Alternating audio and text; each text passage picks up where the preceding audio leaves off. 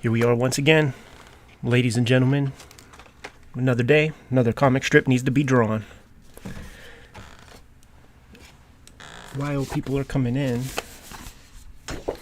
and at the top of the video, let's take a look at our previous work from yesterday. Let's get some camera stuff set up so that I could see what the heck you're seeing. So I opted to create a kind of gray tone to make sure that our characters pop in this fourth panel.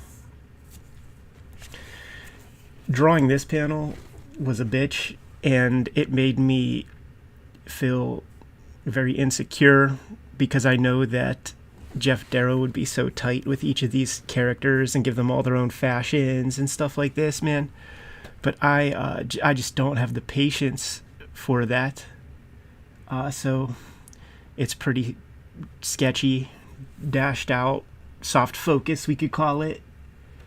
But doing a daily strip, I just couldn't justify that time. The lasers turned out well.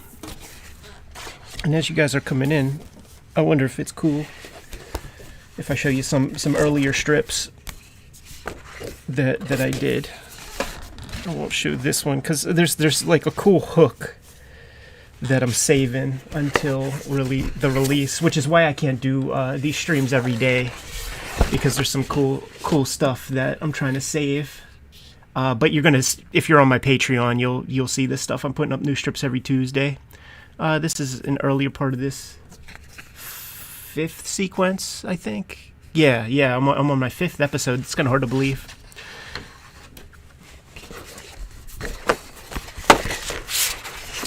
But I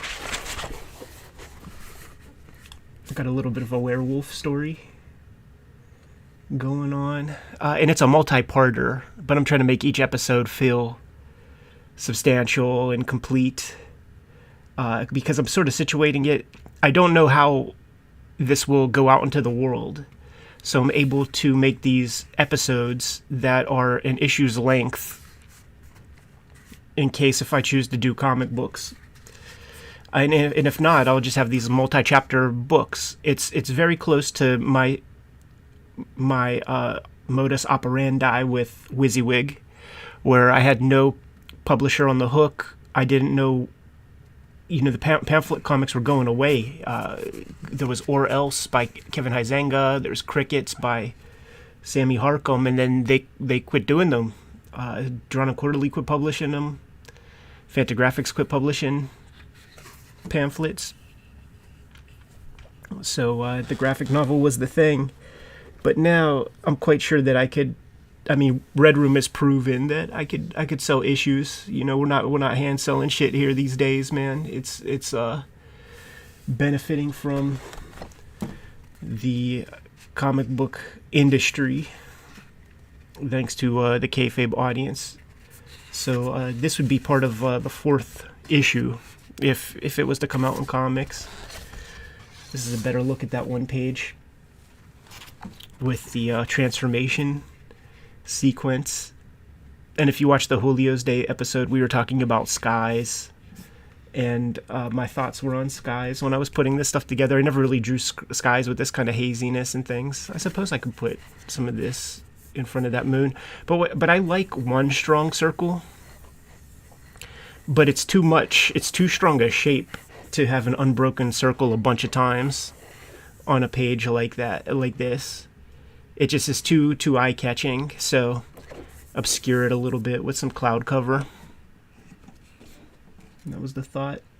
But when I was putting this page together, I was thinking, like I said, I was doing a zoom in, so you could see this guy closer and see that he's changing a bit. The snout is smaller, blah, blah, blah.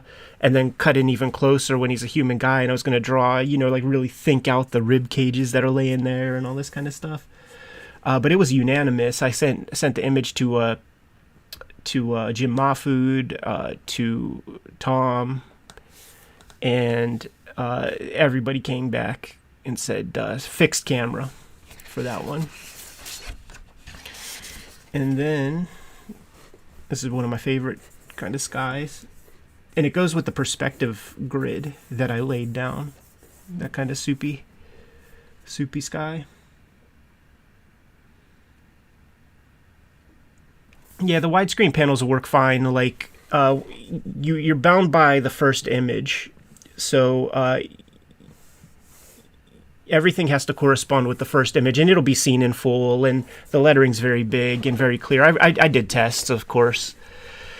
But when you choose this size, now the rest of the page has to kind of be bound by that. And with today's page, you can see that what will have to appear on Instagram will be 2 panels because of the one. And what I mean is, when you choose this image, the kind of canvas that is seen on Instagram as you swipe stays this size. So boom, 2, and then this will be a 3rd image, and this will be the 4th. Now, if I did all 8 panels, I could do each of those individually. I could do 6 panels. You can't do 2. Like this kind of like big landscape thing, it's too ugly. It would have to be cropped and have so much negative space at the top and bottom. It's doing stuff big, no good. Well, you know, I'm actually, I don't know. I have to run a test on that. I never thought about that, but that would be an interesting option to have 4 like this. I'm gonna put a pin in that and maybe try some test stuff out off camera. I thank you for asking the question, man, because you just put some thoughts into my head. So fuck it, man. Let's go in cold and just get busy. What's happening with this page? It's following our previous page that we did yesterday. Let me try to find that damn thing. Strips are piling up, man. This is strip 95 I'm working on here. So there's a school assembly for the fallen comrades, the kids that you just saw get torn up by the werewolf. The girls are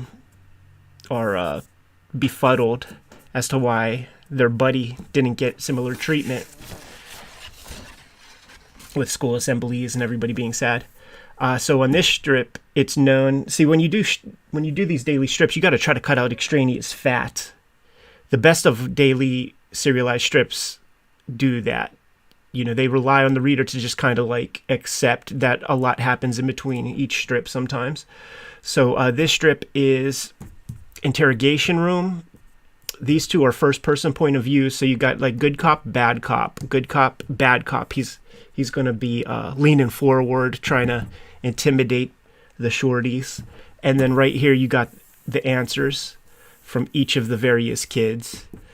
They each have their own kind of speech pattern and their own kind of impediments. Like Charlie Horse has a lisp. No, Charlie Horse has a stutter. Little Soda Pop has a lisp, so her S's are THs, which is going to be kind of, you'll get used to it, but it's going to take you a minute. But that is not unlike Lil Abner comics or some of the turn of the century strips. It's part of a grand tradition of comic strips to have some dialect and some patois that requires a little heavy lifting on your part, the reader. And then she's not, this is Foster, she's not saying any words with R's in it, but that's her impediment. R's are W's. And so she can't say stuff like Roger. It would come out Waja.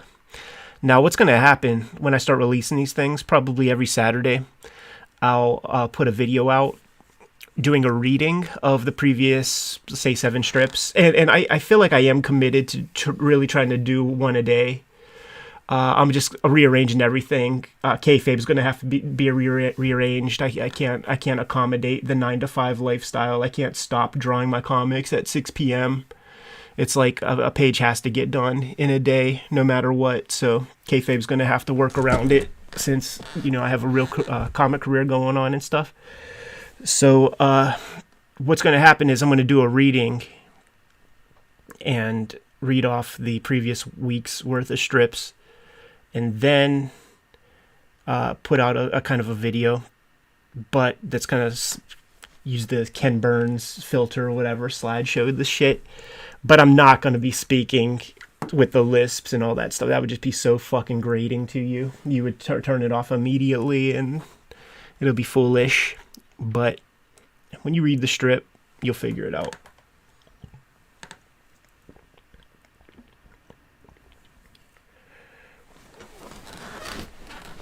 Now, I got to thank you guys so much, man, for supporting my work over these past couple of years, because you guys are sort of making this stuff possible. Like, what you are sort of bearing witness to is an investment.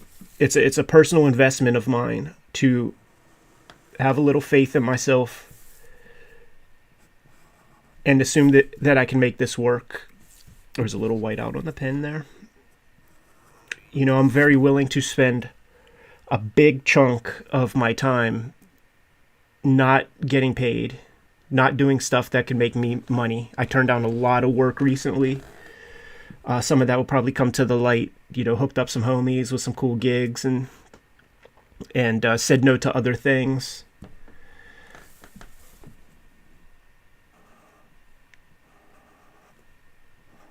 But I really want to give this a go, and the only way that I can make that happen is if you guys support the work, and you guys have been showing up a lot. Thank you guys a ton. I'm going to use a different pen now. This one's a little long in the tooth, so it's going to be relegated to debris and nonsense, stuff that's not important. So let me grab another 1.0.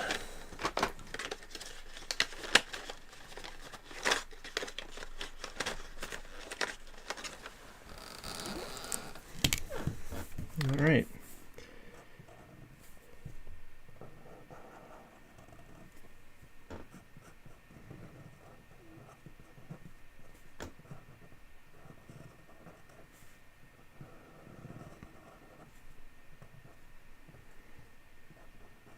There are 5 shorties, but one of them really doesn't go to school.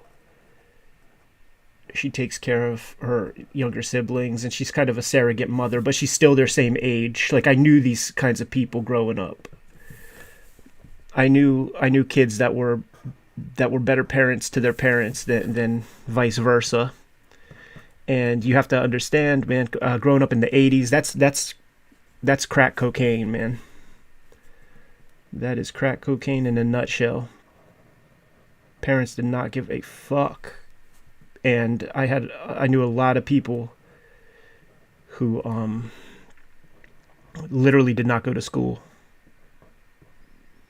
And I knew there were crazy shootings and deaths in Homestead where I grew up, and it happened for each of my siblings. I'm the oldest, but there are 3 younger ones, but the youngest is 18 years younger. But the other 2 are 3 years apart. So it's like my brother's 3 years younger, my other sister's 6 years younger. And for each of us, there was a kid who would have been our age who got shot and killed. And my mom would be very solemn and tell us the news about so-and-so who just got shot. And we would have no idea who that person is. And it would make no sense because they lived in, a few blocks away. And they were our age. They should have been in school. They should have been going to, Barrett Elementary. Ooh, that's ugly. Or really middle school is when that shit started going down. There was no little kids getting killed, but it was middle schoolers. And we just didn't know the people. We did not know them. It was very, very weird. So the character Sheena is like a mother to her mother, so she's not represented on the page. But then you got little Pinky. She's got the streetwise of the younger kids, because like Sheena has the most streetwise because she's forced to. She's forced to be hip. to just like to have that streetwise, because it's like important for her survival. Like if you go onto my Patreon, there's a strip there where she's literally throwing out a drunken boyfriend of her mother's. So she's very capable and stuff. It's interesting. There's not like the archetype, like there's not like the brainiac who's the Donatello. It's kind of split between a few people in this strip. And the best part of this strip, like you guys don't even know yet. Like even the people on my Patreon, like you just don't. You're gonna really dig it when the time comes. And those will be the strips that like I just can't be drawn on the stream until that time comes, just because I want it to be rolled out properly. I would like the readers to get first dibs than just for you guys to see it out of context, if that makes sense.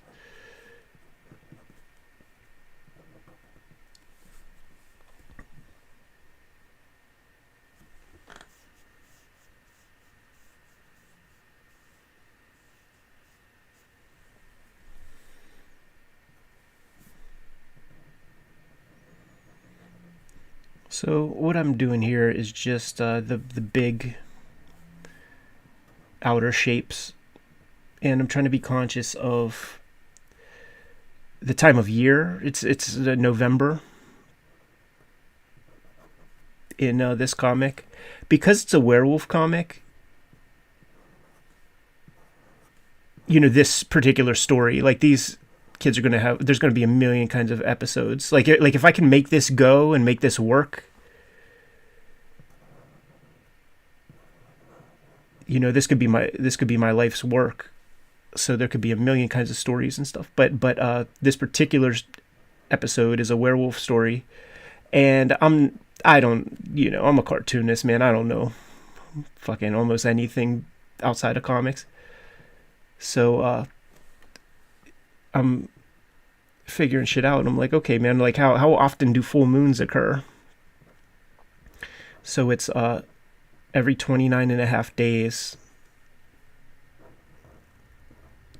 So that creates a certain rhythm that's required for this kind of story. Like you only get a werewolf once a month. So now it is the next month after Halloween here. And then the next sequence will be a month after that. So this is several months of these characters' lives.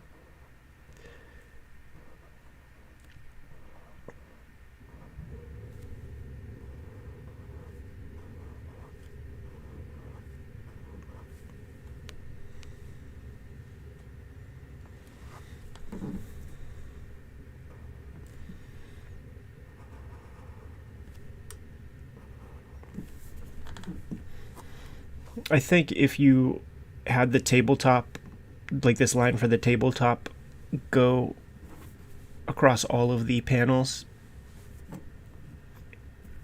it's kind of a tangent. It makes it seem like they're at one big table. And I think it's just more visually interesting to move the characters up in orientation whenever possible. And I'm approaching this like this is just what I'm going to be doing from now on. So with that in mind, like there will sometimes be strips where you just get the characters' points of view. You maybe ask them one topic, and then you get 5 different answers. And then you'll just learn more and more about the characters, just from very simple answers of simple questions. Favorite color. We're into the 3rd episode on my Patreon, so you'll see 3 versions of that already. And I think in the start of the 3rd episode, it was really just showing off. It wasn't even answering a question. It was showing off accessories, and specifically, it was showing off the trapper keepers of these characters, like the trapper keeper that each character chose.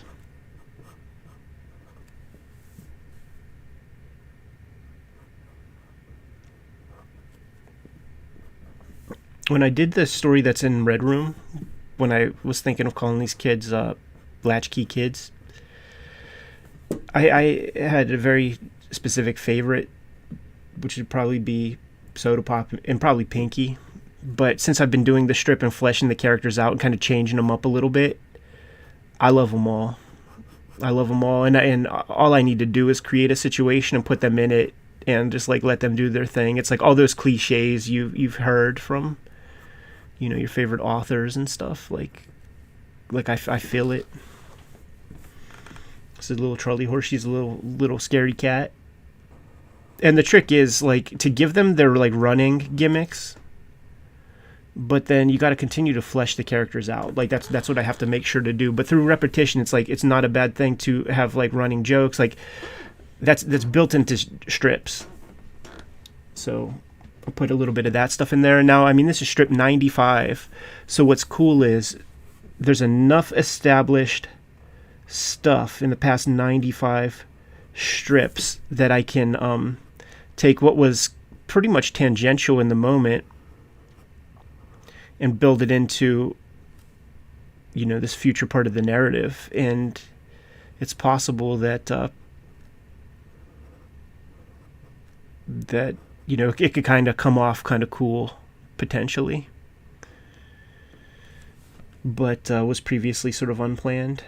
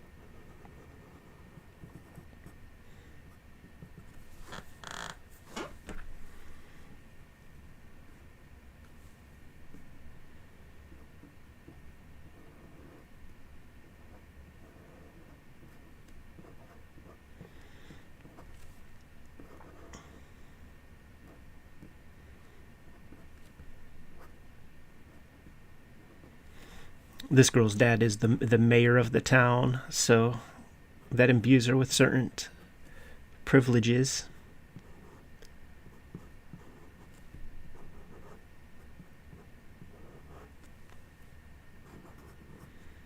And she's probably like the most kind of girly girl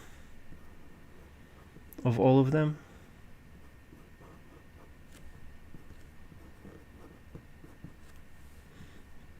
The biggest kind of empath. The most emotional.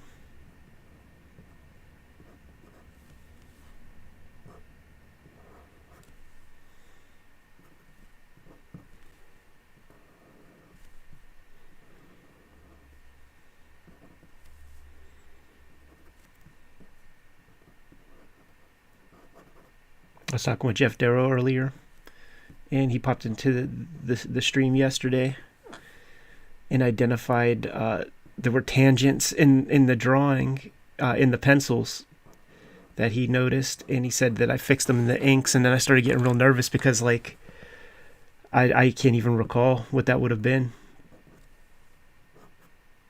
But I'm glad I at least fixed it. There are often times when I look at an old piece of work and identify that stuff, and it's just like, what the fuck, man? What was I thinking? Alright, these would be some like black suited G-men type guys. They're a little far away, so I'm gonna ink them with a smaller implement.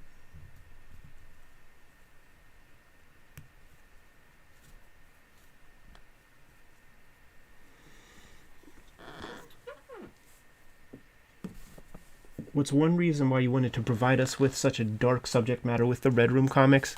It was just a personal experiment with certain things in mind. First off, I always wanted to make a comic with duotone, and to fit into that grimy, I should do a little penciling here, fit into that grimy outlaw aesthetic of like the Fausts and stuff like that. So Red Room was a good vector to make that happen. And then also starting with, having the channel, I wanted to do an experiment. See, everything's an experiment. Like this daily strip is going to be an experiment. But the experiment with Red Room was to take what I perceived to be at the time, I have a million ideas. Let me take my least popular idea. And what I mean by that is that there are some of you that are clearly going to be turned off to Red Room. And I understand that it ain't for everybody, especially these days. A lot of gluten-free out there these days. So let's put out something that clearly will, have a diminished audience, but let's use the channel and see if we could still sell a bunch anyway. And guess what? You guys showed up. Now, you personally might not have, and that's fine. But about 400,000 of you showed up, and I thank you. So with that in mind, and I pull numbers like that, it just makes me understand the channel much better and what's possible. So I think that this will be a more popular idea. Like, it doesn't have that barrier. Now it's cartoony stuff, and I have to, as I sell it, I have to make sure that everybody knows that this ain't some bitch ass, what do you call it, man? A young adult. Like, when did young adult become kids? You know what I mean? But anyhow, this ain't some young adult. Like, I'm not chasing that shit. I don't chase those trends at all. I do my own shit. I'm almost making fun of it with this. Have some characters that have some cuteness to them. And then,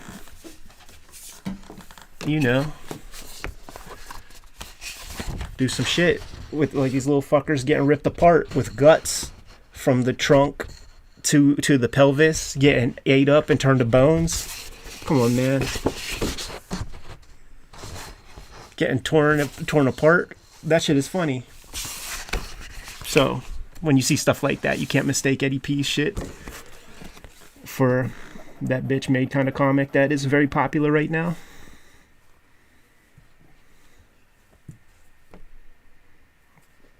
So he's the good cop. And then I'm going to have a more bad, mean guy.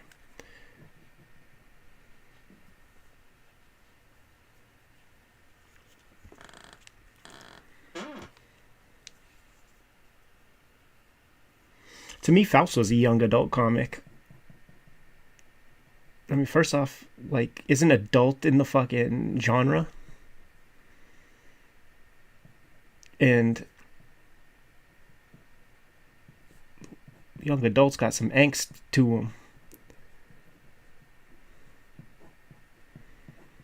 And are edgelords and shit.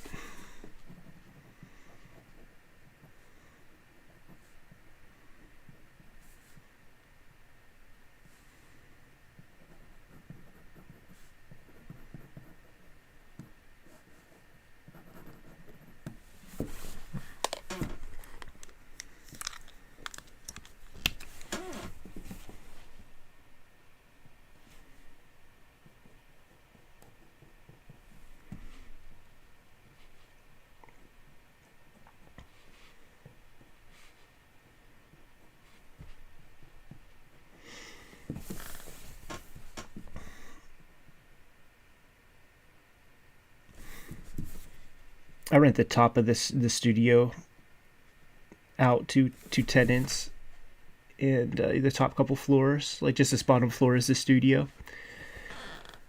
And it's an apartment up there. And years ago, before Kayfabe, it was actually, I was still doing Hip Hop Family Tree because I was up at like 2 a.m. coloring a page of Hip Hop Family Tree. And I noticed through the window in the what would have been the dining room in pre-Eddie P days, whoever had this place before me. Through the window, I saw red and blue flashing lights. And I'm like, what the fuck, man? It's 3 a.m.? What is that? So I went in the other room. I looked out the window. And there was a police car pulled right up on the house. Facing the basement door. Like the car was right there. Went over like the whole yard and shit. And the basement door, like, there's a basement door to get out from there, in my studio. And I'm scared shitless. Like, I feel like they chased a crackhead or something down into my basement here. So I went out the front because I wanted to go to the cop to just see if, like, is some junkie gonna be running up through my apartment or something? What should I do? I step out the front door. Boof, boof, boof. 3 spotlights right in my face from across the street. Bunch of cops, man. Get the fuck back in your house and keep the door unlocked. I'm like, what the hell, man? And so I just, like, kept the door unlocked. Went back in and just went back to coloring my comics. Turns out that a couple of people that were upstairs, man, they were dealing some things from the second floor of the Kayfabe compound, and we got raided. And this went on for a good chunk of the night. The cops come in, blah blah blah. I hear them coming in and out from upstairs all night. And eventually, like, I'm expecting them to want to, say something to me or whatever. Like I'm expecting to have to deal with them to some extent. And that did not happen for hours and hours. I went to sleep. And of course, maybe an hour into getting to sleep, bang, bang, bang, I come to the door. And it's these guys right here, man. There's a straight from Central Casting good cop who's chewing bubble gum and has his badge on a lanyard, and he's like the cool guy and says dude and stuff like this. And then there's like the asshole cop with him,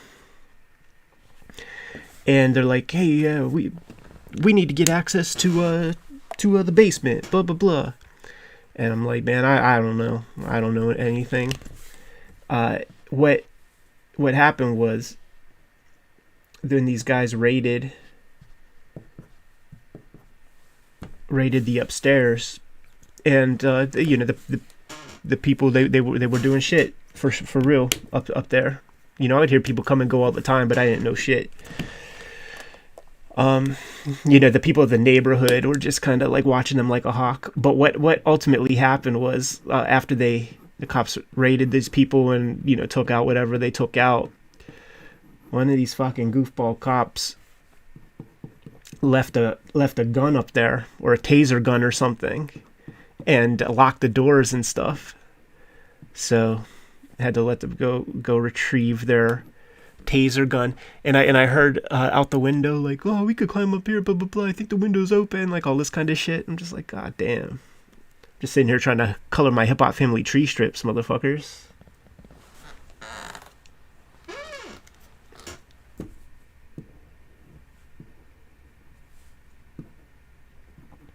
But I'll sort of never forget, because it was just such, like, Hollywood prepared us for these kinds of cops that showed up. the Murtaugh and Riggs tandem.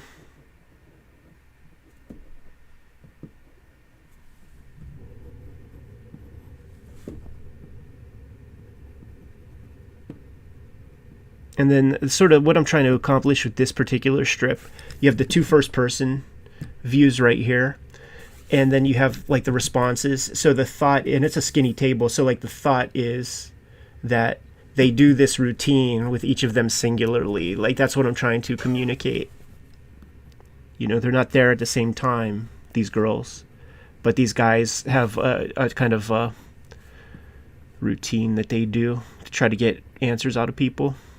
And like if you remember the pilot for Twin Peaks, when Agent Harry S. Truman is talking with the boyfriend, and he like writes on a piece of paper. He's being a real tough guy, real asshole to the boyfriend character, and then writes on a piece of paper to the town's sheriff, like, this guy didn't do it.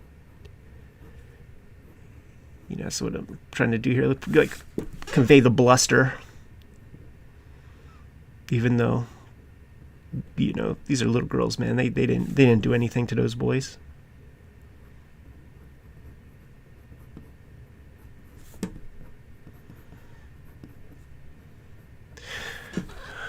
So while you're making these kinds of comics, like there's constantly story stuff in mind. So I actually got to take a note, because just as I was articulating this stuff, I got an idea for something that needs to be kind of fleshed out. So give me a second here.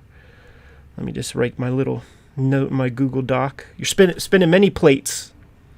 Spinning many plates while making daily strips. So I need to put this in bolds to make sure that I build it in. Let me think real quick. Talk amongst yourselves for a second. I need to sort of think of how to word this to remember.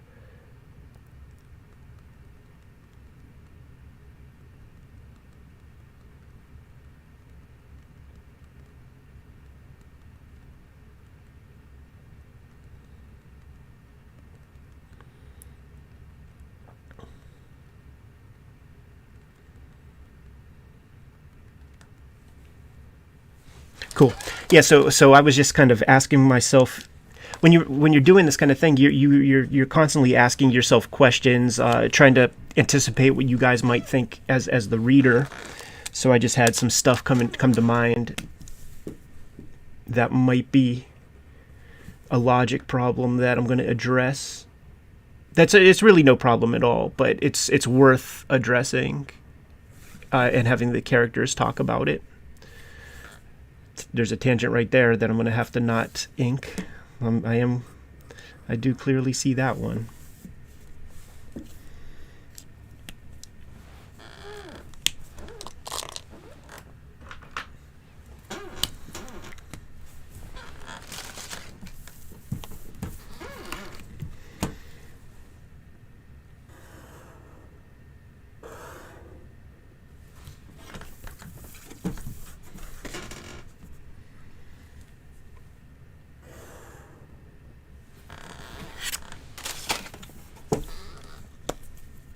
It's going to be like there's a spotlight, the little interrogation gimmicks.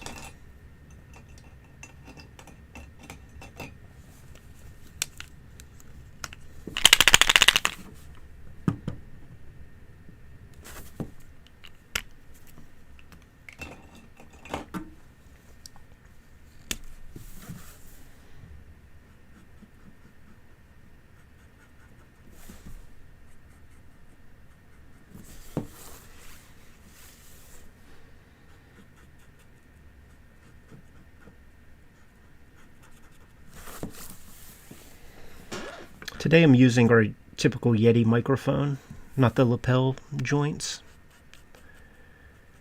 I'm going to compare and contrast the audio on both of these and see what might be good for a future Kayfabe weeklies and stuff.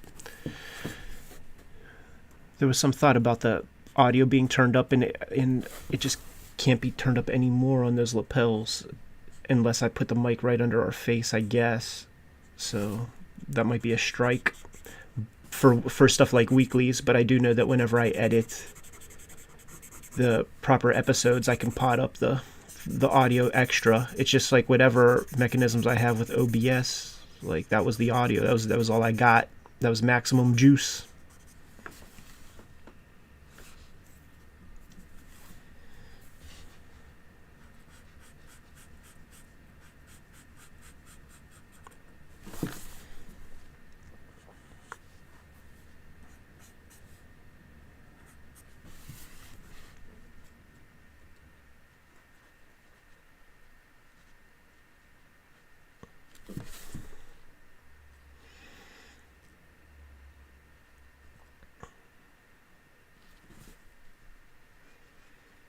Just finished watching Sopranos again this morning while I was roughing out the next strip after this. What I do every day is I write and rough a strip, and then I ink a strip. You know, the one that I roughed out the day previous. But Sopranos, I like to revisit that once a year. Always find some little character things that I never noticed before.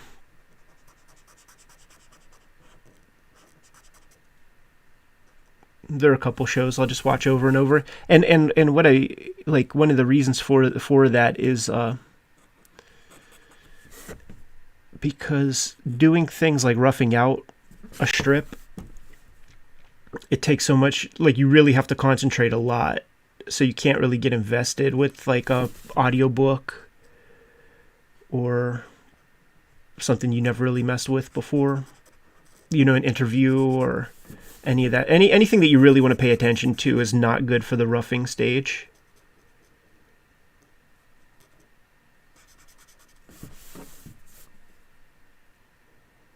Because that's the work. Like that's the real work. Like this is just polishing. But comics really is that rough stage and just figuring out what the sequence is and how you're going to tell it.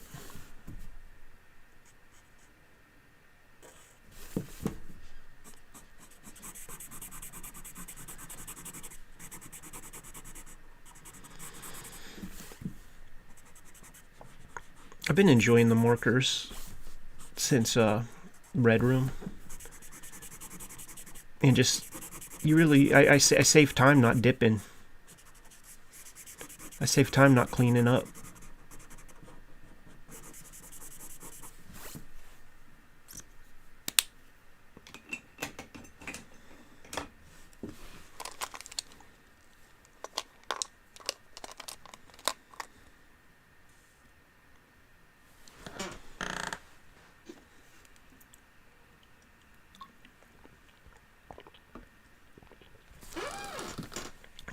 Can't listen to music with lyrics. Yeah, same way really. Like I sort of zone out, but I do like to hear the human voices. Man, that's sort of where stuff like The Wire and Sopranos and Breaking Bad, like, you know, I watched them properly first go round.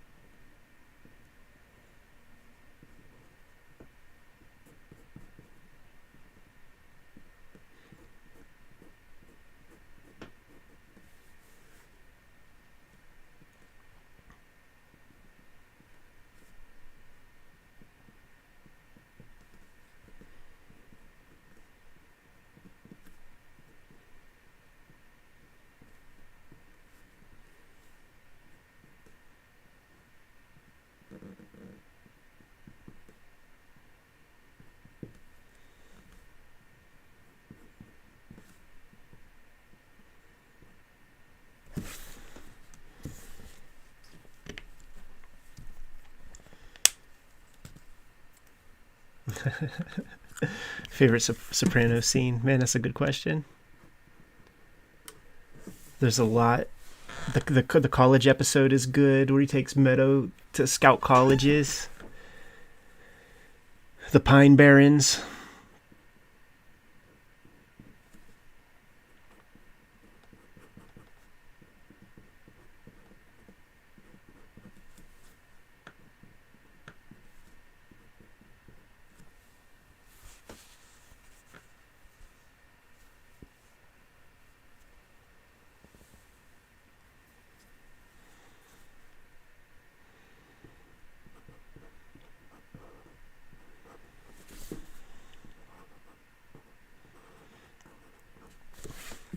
One of the things that Sopranos really gets so right is just some of the phraseology that you just hear from your family.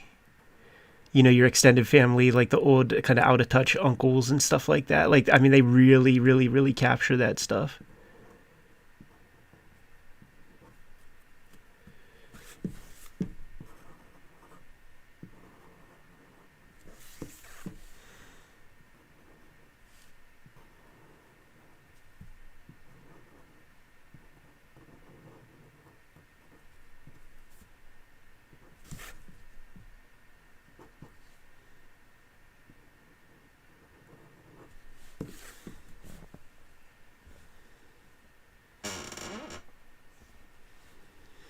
Murgo, what's your store?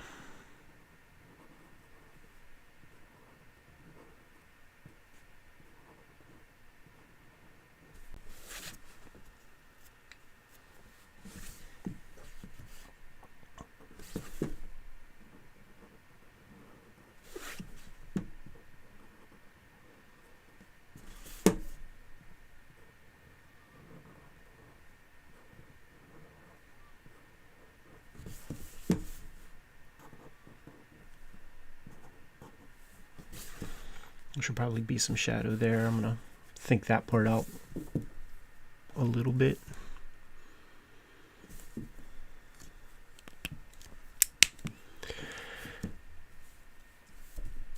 The thing about Copic ink is that it stays a little wet for a little while. Like, I see that the little piece there is wet, little piece there is wet, little piece there is wet. I gotta ink this guy, but I don't want to risk smudging, so I'm gonna play around with the girls a bit.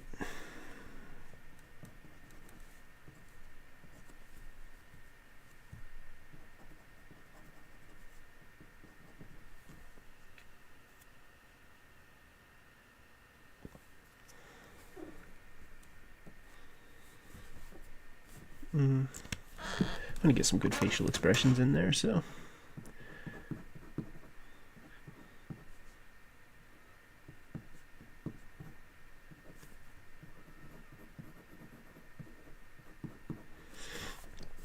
I feel like this is D'Angelo Barksdale, like the second time around whenever they tried to run game on him, when they get him in the interrogation booth in The Wire, and they're trying to play some weird card. This is after he gets smacked up by Levy, the lawyer, for writing a note to, the deceased from some previous murder. And they're running game on him, and he just goes, lawyer motherfucker.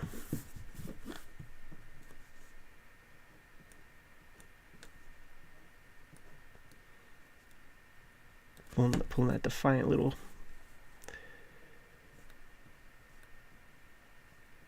glance.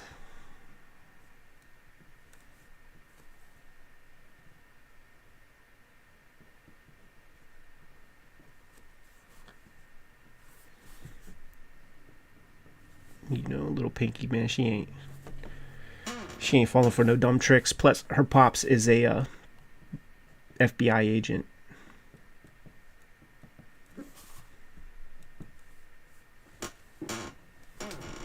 So she might know her way around how the cops work and stuff a little bit.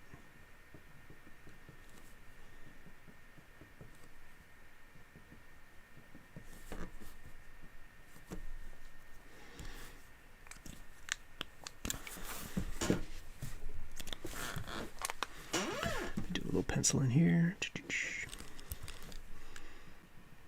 I did such bare bones stuff on these guys that I just need a little something more.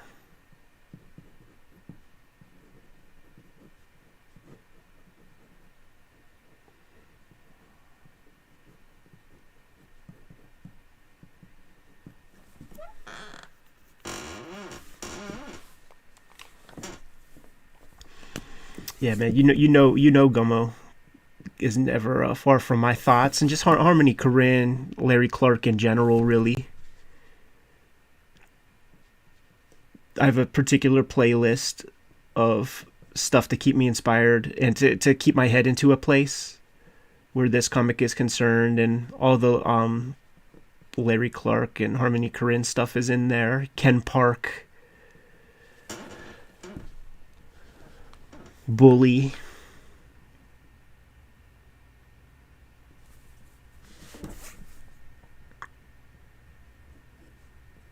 Kids, of course.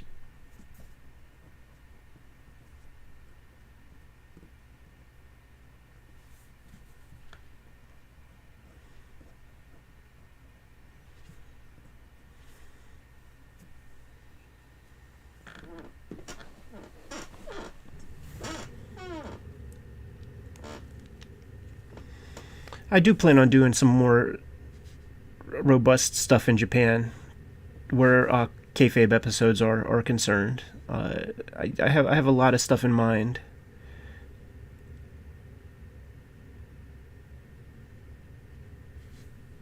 And I don't know if you guys are up on Japan Book Hunter's Instagram, but he's got his place pretty much set up, and hopefully could get some work in there. Show some stuff off.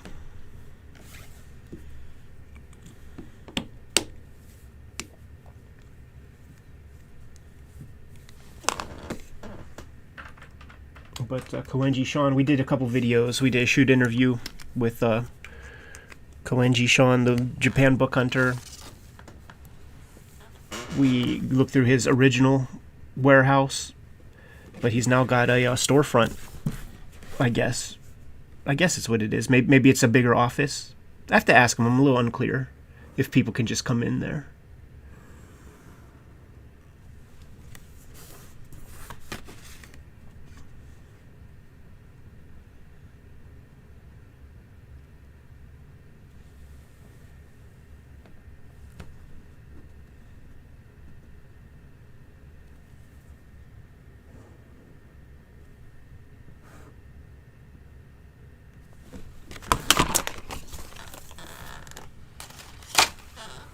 But he's got the goods. He's got the good outlaw comics. The wildest stuff that you could get in Japan.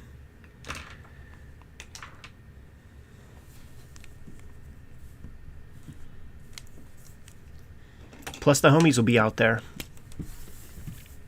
for the first leg of the tour. Alika Seki from Maui Comics is going to be out there. It's going to be his first time, so that's going to be just such a pleasure. Going through, I'm gonna just make this. What do I want? I'll think about that later. This is gonna be his first time out there. Now, we did a couple episodes with Alika. We went through.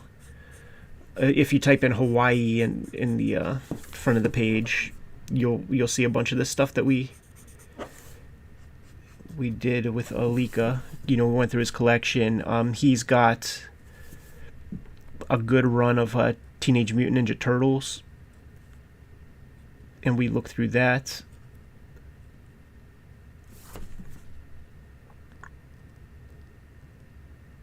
We looked through a bunch of the kind of all-stars. He's a custodian of a lot of Hawaiian comics history, so we looked through a bunch of that stuff. But anyhow, it's going to be his first time out there, so that's going to be fun, like seeing it like through his fresh eyes. And then Brian Moss will be out there. You probably recognize him from a bunch of episodes that we've done with him over the past couple of years. Most recently in like August probably, or No, no, no. July.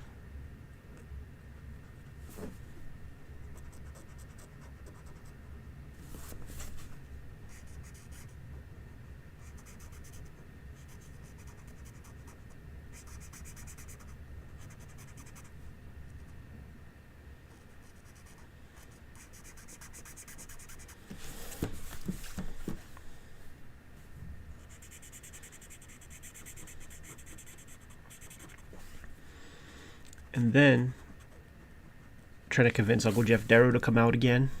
That may or may not happen. We'll see. But I'm going to have a book release for the Japanese Hip Hop Family Tree compilation that just looks freaking cool. We're really making it look like a Shonen Jump style manga with colored pages and colored inks and stuff. This is something that we were going to do a long time ago. It certainly precedes that Plain Jane's comic that Jimmy did, man. Like I remember telling him the idea that we had, and then it just got shelved. COVID happened, all of that nonsense that we all endured. But finally, 10-year anniversary, right? Like let's fucking make it happen. So I'm gonna be doing some signings out there at a art book fair. That should be a lot of fun.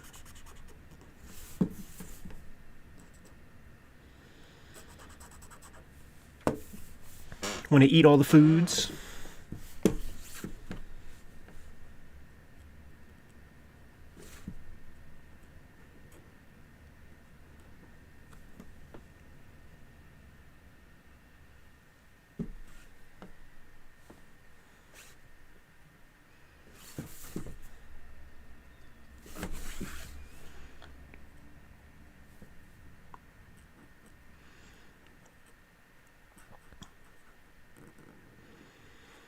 It's probably high time that we do a proper like Nakano Broadway Mall video where we kind of give the scoop on the joint.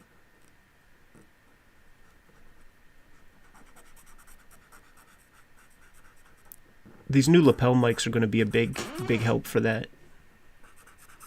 You know, slap one on Mossy. And because in an indoor space, there shouldn't be any wind or anything.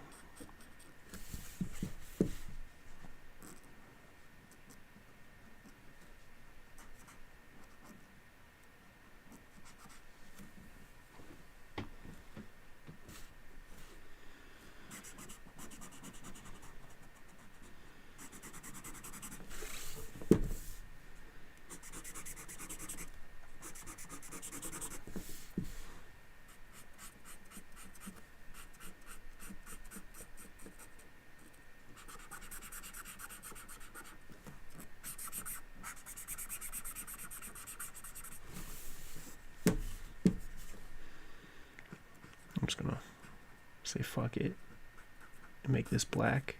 Just imagine that the light is covered up by the word balloons.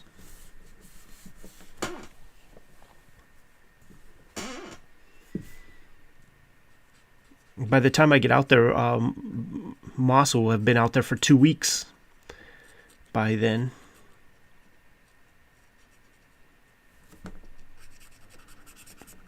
He's staying out there about a month and a half, I think. Month and some change.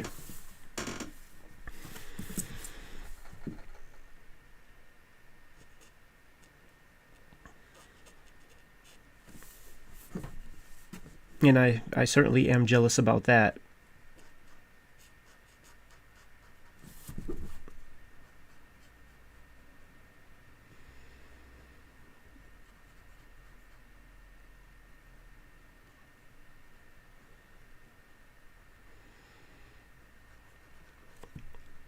It's such a pleasure though. Like this will be the third time that I'm out there digging for manga and stuff with him.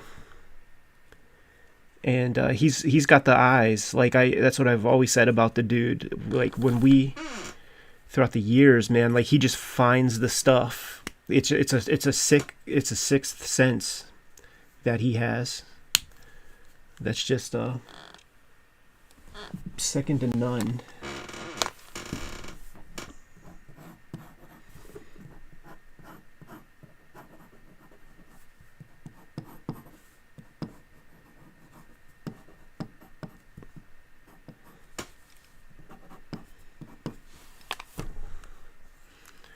And that doesn't stop. That doesn't stop when we're in Tokyo. Like, the dude finds the stuff out there routinely. It's unbelievable.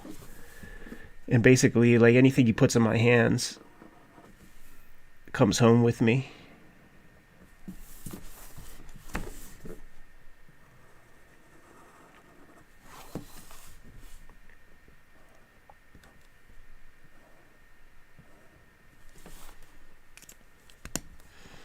That sort of goes for Darrow also, of course, right? Like he's got the eyes, and has a deep history of manga and just knows so much.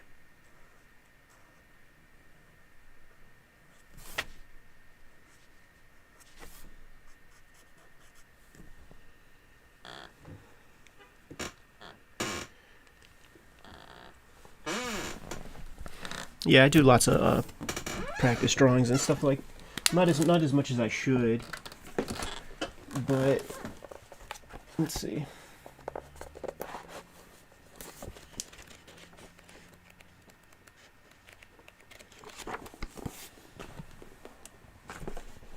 Some of these sketchbooks have ideas that are going to be in future comics, but let me see here.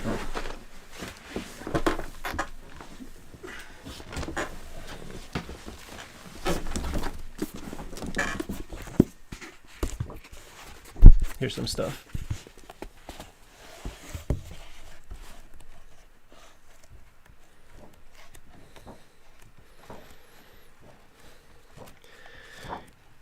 You know, I'm a very slow learner, man. So this shit, I just copy Bridgman over and over and over and over and over again, and then hope that a little bit sticks. A little bit sticks every time I do it. But I am just not like a sponge. Like, it takes me so much repetition to figure out how to draw the body and stuff.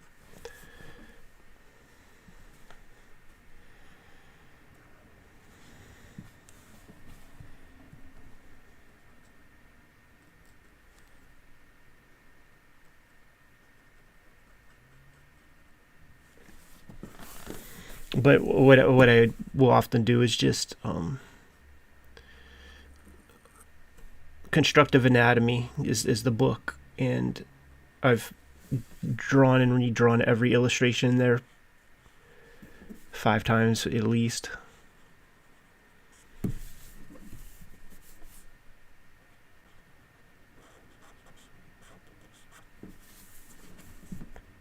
And sometimes it's like, okay, man, now I remember how this works or how that works. And sort of, even if you don't, you kind of through repetition can figure out how to kind of kayfabe the shit a bit with that French braid technique that muscles seem to do around bones.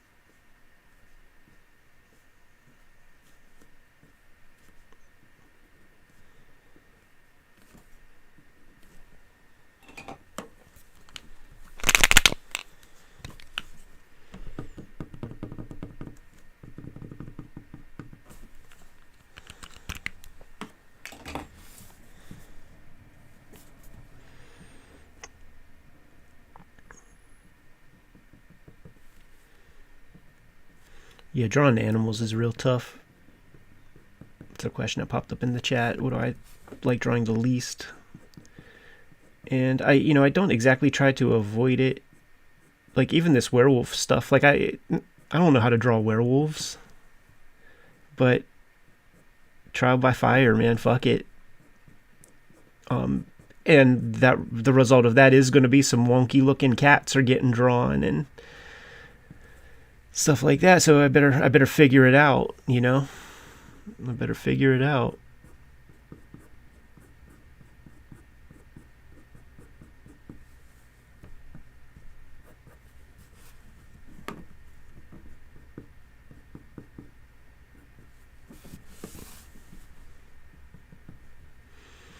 It's one of those things that I admire so much about Jeff Darrow, man, is how he's able to, ain't nobody asking him to put a bunch of dogs and stuff, pigs and shit running around in his comics. Like, he just chooses to do that and draws them at a bunch of different angles and draws them really, really well.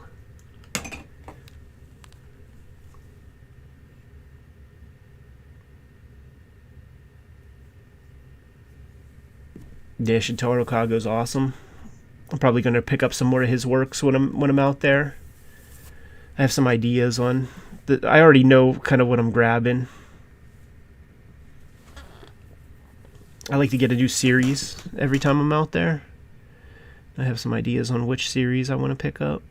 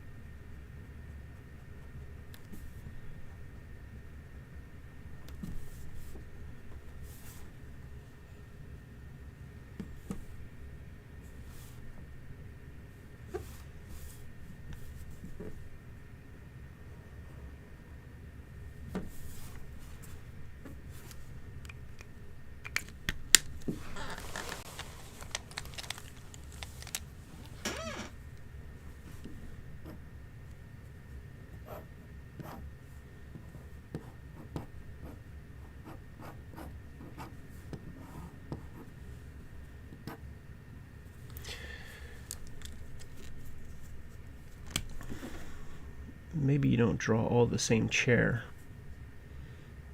And what does that convey, man? Maybe it's different rooms, different times, different places.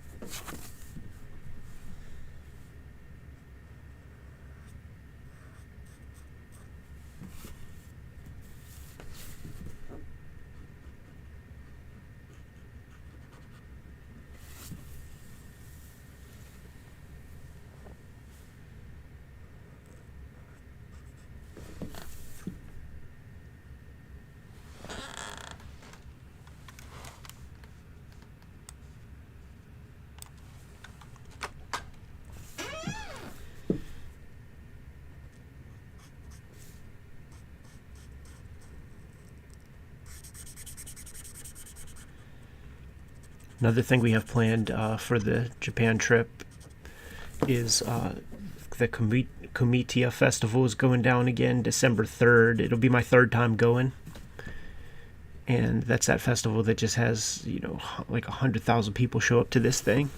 It's all pure comics pretty much. Well, it's doujinshi, so like sometimes there's doujinshis of just weird stuff, but so much of it is comics and very, very, very inspired works. There's a lot of original comics there, like mostly original comics there. Not very much of the Teenage Mutant Ninja Turtles variety. Or, the Winter Soldier and Captain America 69 and penises. That's for Comiquette.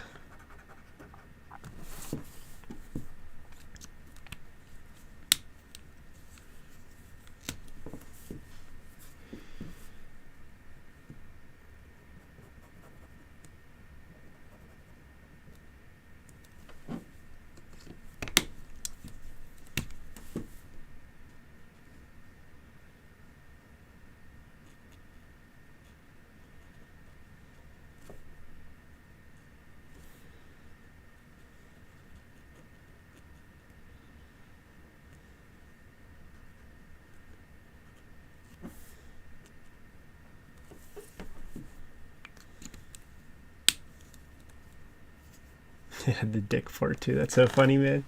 You're deep, dude. You remember.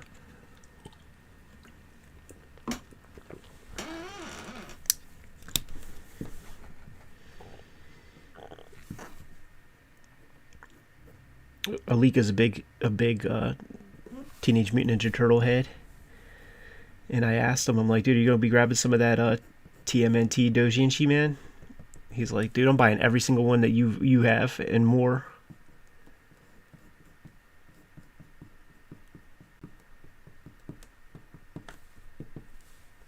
It's just wild comics, and like I was at a festival out there called something like Super Sun City Comic Con, something real weird like that.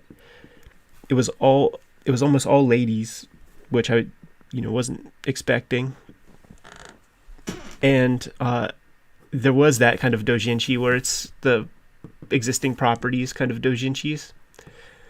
And it was a whole like alley of these matronly middle-aged ladies that do gay porn, incest porn, fucking Turtles comics. It was like 8 of them, and they were all friends and knew each other, and it's very interesting.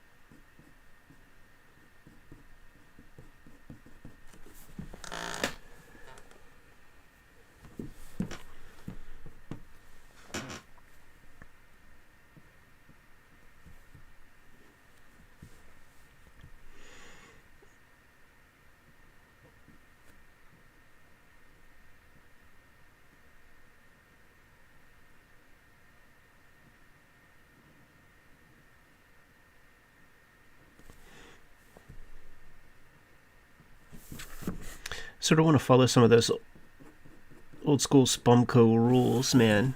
Don't do the same facial expression twice on these girls. Don't ever draw the same facial expression twice, that kind of thing. I don't think that's a bad rule.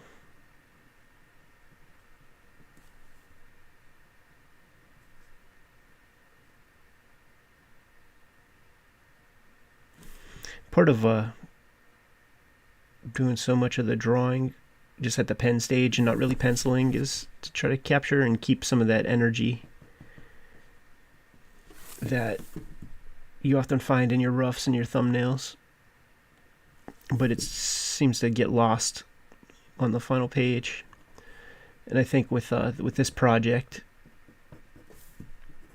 that's not the case. I think it's I'm catching it, and I'm showing it, and I'm allowing you to see some humanity in the lines a little bit more. Like, I already have a raw style for sure, no doubt, very wobbly and stuff, but it's even more so.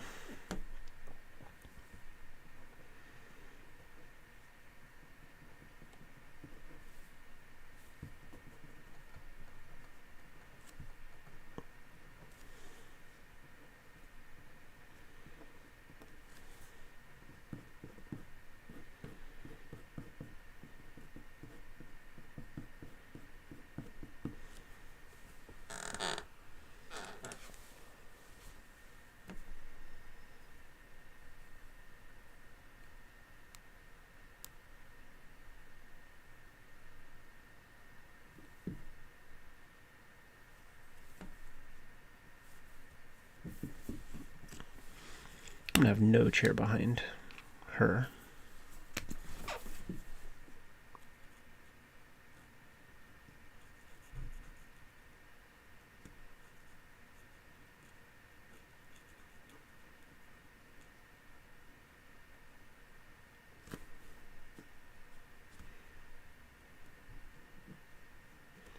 She's got a mouth like Muttley.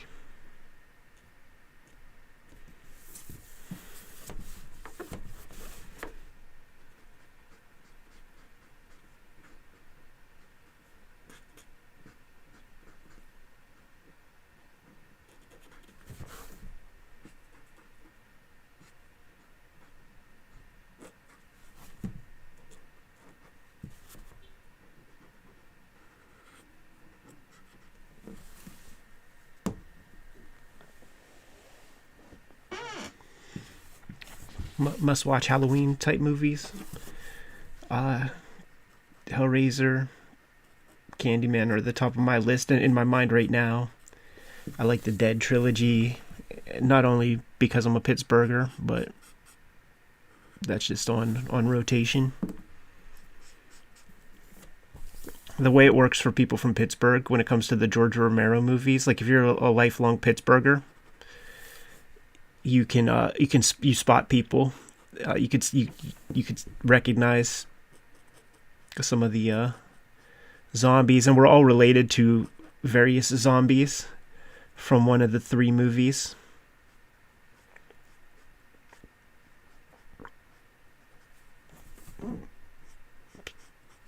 So in the first one, I have a cousin who's one of the outdoor girly zombies. And then the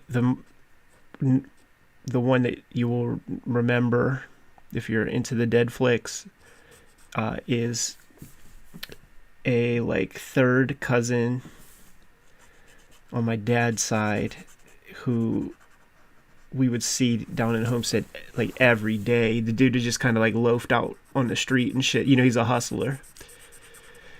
Called Banjo was his nickname. And Banjo, first off, this dude is ugly. He knows it. He knows he's an ugly motherfucker, man. But he's got this like push down nose, like a pugilist, you know, like a palooka. And he's got like Beethoven type hair, you know, like that kind of, what you call that, man? Kind of mane. And light-skinned black dude, and it's kind of frizzy at the bottom and shit. He's got these like swollen eyes, like he is allergic to bees and got stung and shit. Ugly motherfucker.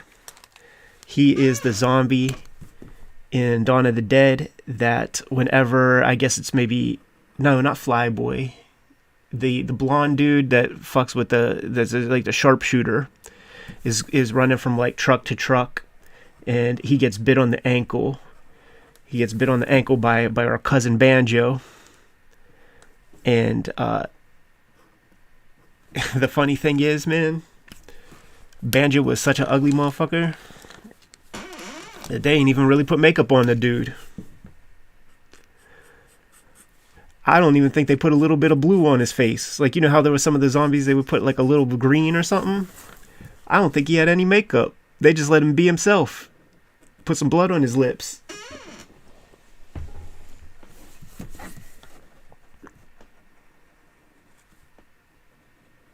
It's so clear. And I mean, you know what happened, right? Like, they put the call out in the newspaper. Hey, man, come show up here. You're going to be zombies in this movie. And then once you get all the people from the neighborhood, man, that were raised under power lines and shit, then here comes old Uncle Banjo with that nose and them swollen up eyeballs. And you know George Romero was like, oh, this guy's a primo zombie. Like this guy's going to do something with some consequence, man. He's got a face for the horror films. And by the way, like, I love that guy. Absolutely. He's passed away now. He's passed away fairly recently. Like he just started getting on the like the Still City Con, like, you know, get 8x10 pictures type hustle that those guys do. And then like the next year he's toast. So that's Banjo's luck.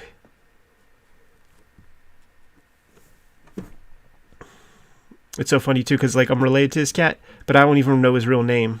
I gotta ask my pops what his name is, because we just always called him Banjo. But that's like so many people in my family. They just have the craziest like street nicknames, and it's like part Slovak and stuff, part Hungarian.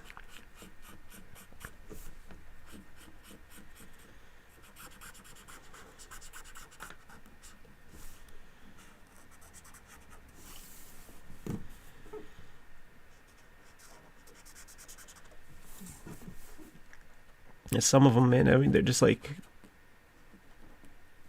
old school bookmaking hustler gangster dudes. Like for instance, just in Pittsburgh's a small place, man, and just random weird shit happens here in this town. And so like one of the super random things that happened is that probably one of my favorite cousins bought the house next to Jim Rugg without knowing him or anything, just totally random. They saw a house they liked.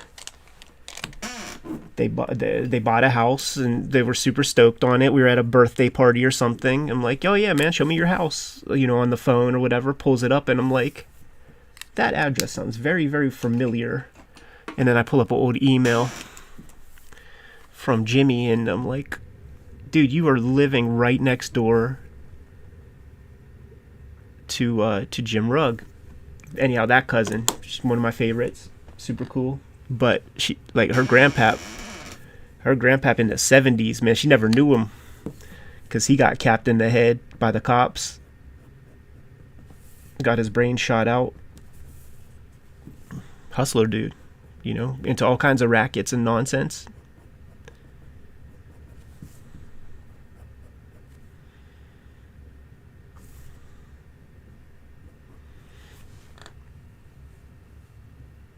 It's such an old story. Like, I don't, you know, it's before my time even. You know, it's family legend at this point. It happened in the 70s, I think. But, you know, pretty hardcore dude.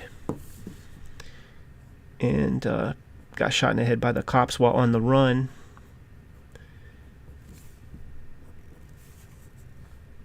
And my pops was one of the first people to show up at the hospital, and they bandage him up and stuff. And I guess what happens, man, when you get shot like that, like I think if you get shot, period, your body will swell.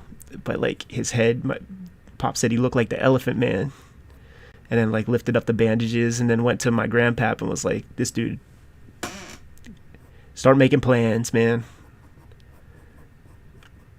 Start making plans."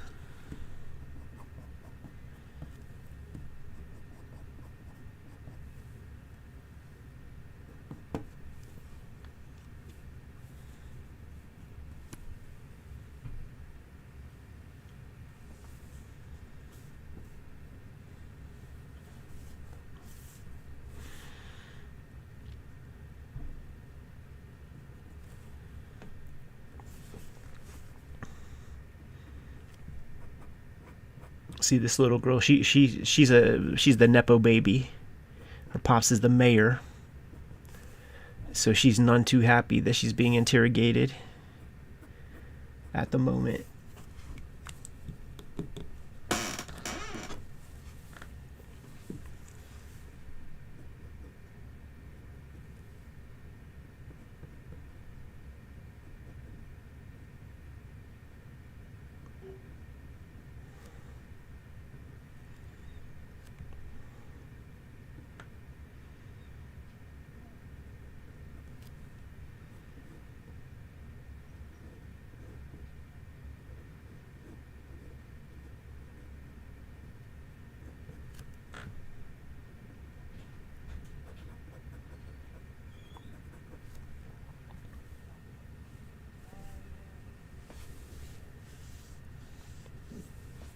Yeah, super fun working next to you guys as well, man.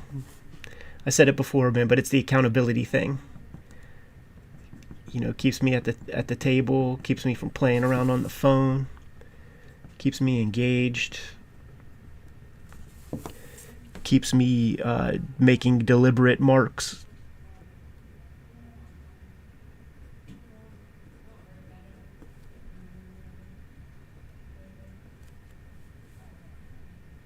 You may or may not be able to hear the neighbors.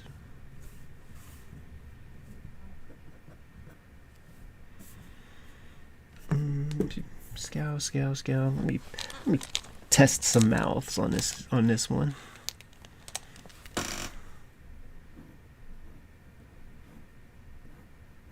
Yeah.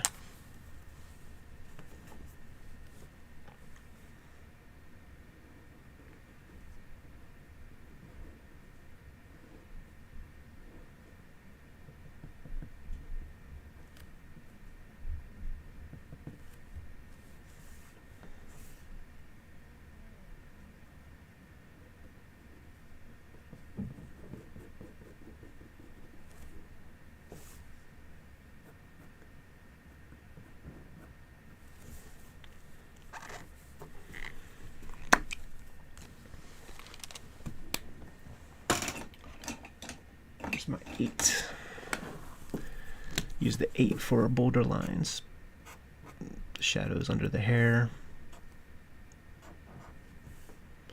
Shadows from the glasses.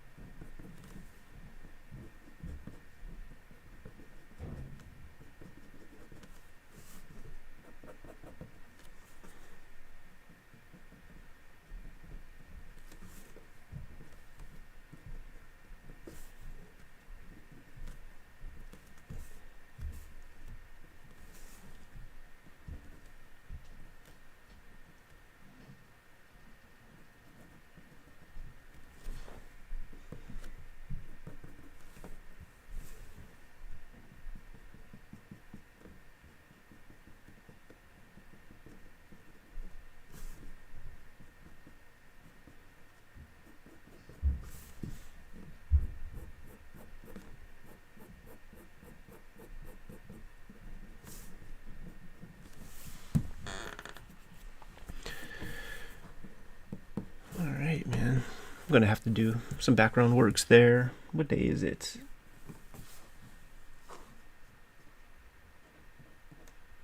We're not done with this by any means, but it will be done today. 10:20.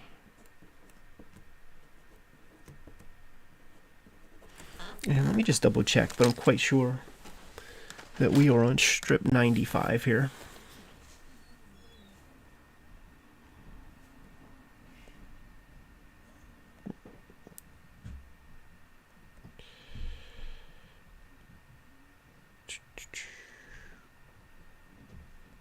Yep, strip 95.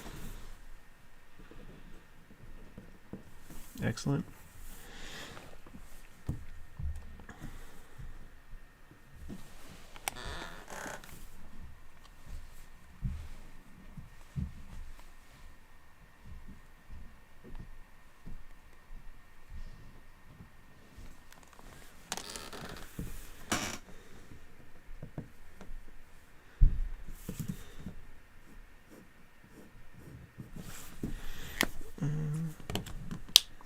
Use that trusty number 3.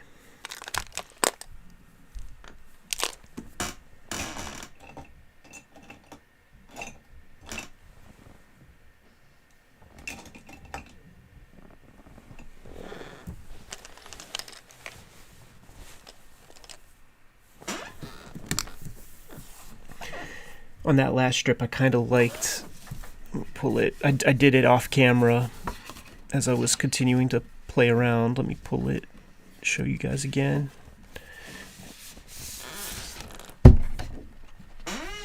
But I liked kind of putting together this gray value of just hatch lines to like make the characters pop, and to do it organically without zipatone, and just kind of keep the hand. We looked at Julio's Day, Gilbert Hernandez, and seeing him just like not play around with paste ups and mechanicals, and just it's all pen work, So that was the sort of thought, and I like that. So I think furthermore on the strip,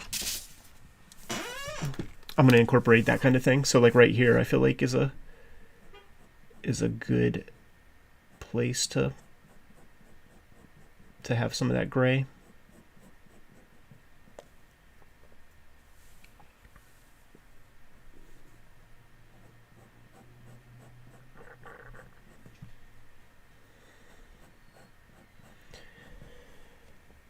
So ridiculous, man. Like, I'm looking at the time that this stream has been going on, hour and a half, and we're so far along. Now, this is a simpler strip for sure. There's not so much technical background stuff. Like, it'll be pretty much a brick wall with like one of those double paned mirror things, those two-way mirrors. But I just know that if I was not streaming, I would be looking at the phone, like doing stuff on the YouTube on the back end, messing around with emails. So I just need to really get into a place where I do that stuff, at lunchtime or the end of a work day or something. But like, it's getting close to food time for me. Yeah, you see, and it just kind of breaks it up, man. It lets the girl pop a bit.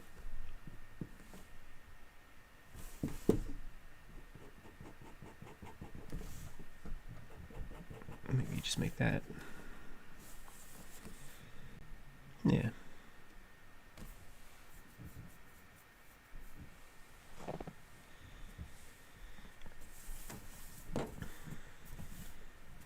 And with this one, I'm thinking of, instead of something like a taper like that, I'm thinking of like an actual kind of like light source thing. That.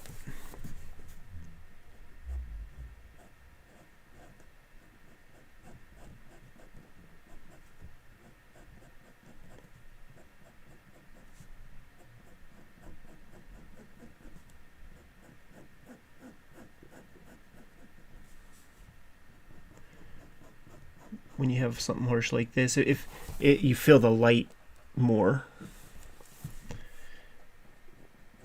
If you are a King Kayfaber and you're on the Kayfabe Patreon, we did an episode that, what day is it today? Is today Friday? I'm all thrown off with our weird shooting schedule this week. But tomorrow I'll post it. Robert Crumb, Aileen Crumb, Self-Loathing Comics, Fantagraphics. And one of the things that he did in that comic, Robert Crumb, when he's drawing his daughter, is he's putting hatching on her face, and so she might have a shape like this, so like the forehead kind of is like coming in, and then the cheeks go out. So this is like a down plane, this is like an up plane. So he would kind of hatch that, and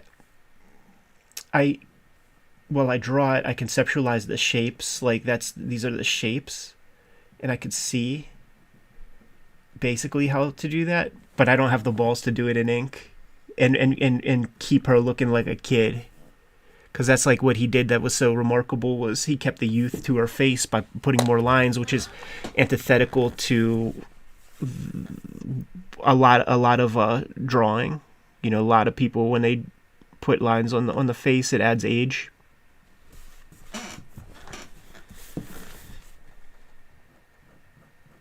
So that's going to be something for the sketchbooks, really, to just try to figure that out, because I would like to incorporate that and be able to kind of shade their faces a little bit better. She's also a black kid, and I would like to get more value in the face, but I just feel like I'll run the risk of just making her look too old. So I just let it be.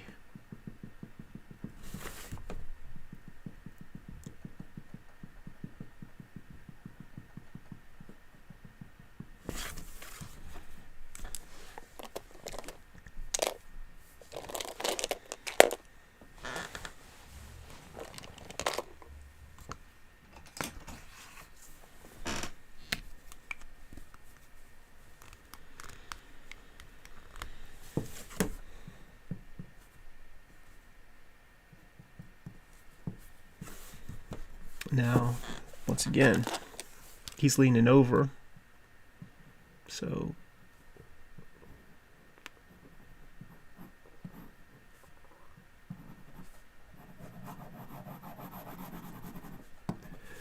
something like that. And I'm debating on what to do with the tie. Like, I feel like the tie is black, but that might not work, so I don't know. We'll think about it.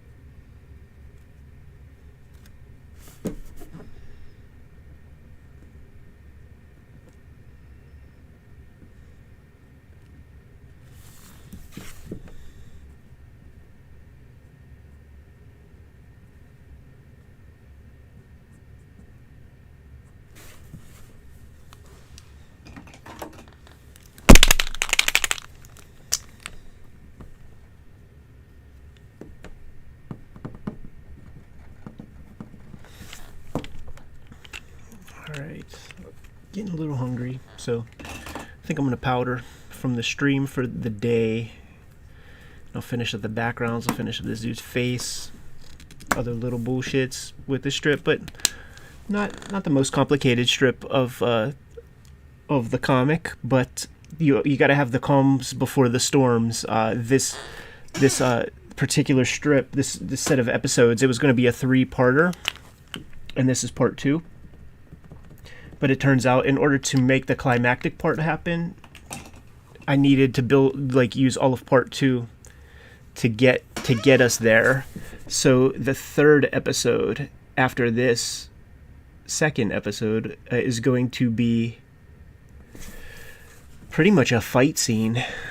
It's going to be it's going to be an action beat for maybe 20 pages. So that's sort of what I'm looking forward to with this particular strip. But you got to get there, and you also got to kind of not be boring with it.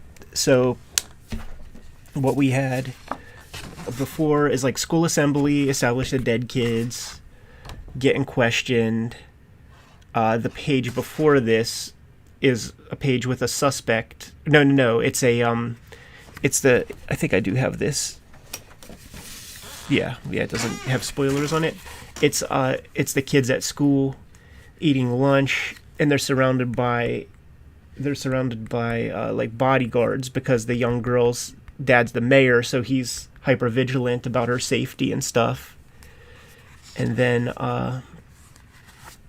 the page before this, they have a suspect in mind. The kids do, that they think might be somebody who doesn't mean them well. So they're kind of stalking him. So each one is kind of building toward a goal in hopefully a fun and interesting way. The other thing with the strips is that I am treating them like daily strips. I'm not just treating it like one page of a future comic book, which I think is a mistake. It's a misuse of the daily strip format. So the verbosity is something that was indicative of many a daily strip, because they wanted to give you a solid moment to sort of cling to for a day. So you want stuff to happen, and you don't want it to go by in 10 seconds. You want to give something create a solid reading experience. So the trick is to give a complete unit per page that feels satisfying, but then also don't make it feel daunting when you read 20 of them or 50 of them in a row inside of a book. So you got to have that balance. I think having the big bouncy text helps with that balance. If the lettering was smaller, I think it would feel more overwhelming.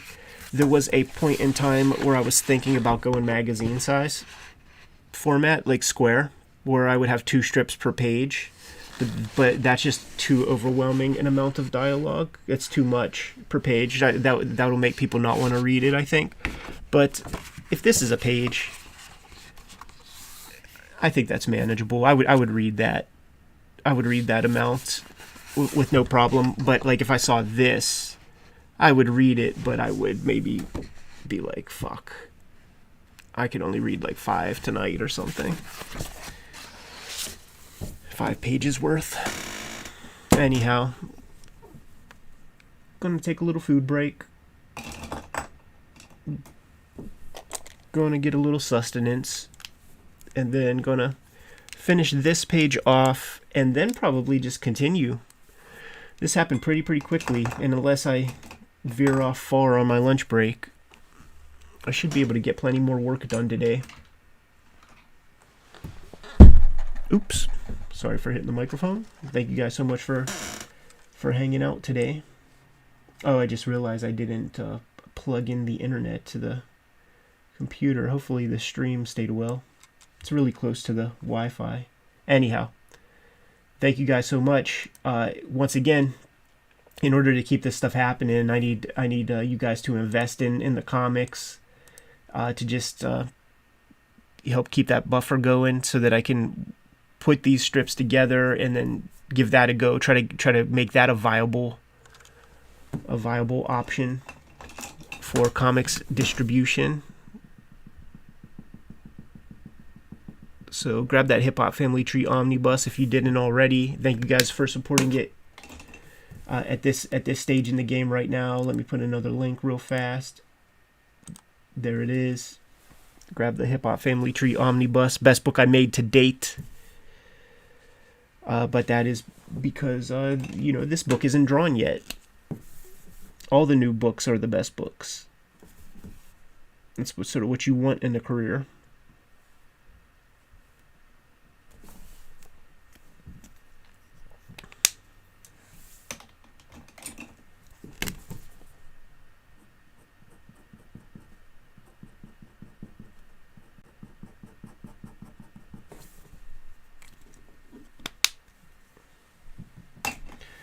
All right, guys. Thank you so much for joining me for a couple of what is it, hour and a half. Don't stop making your comics if you got those pens moving right now. Keep doing your thing, and thank you.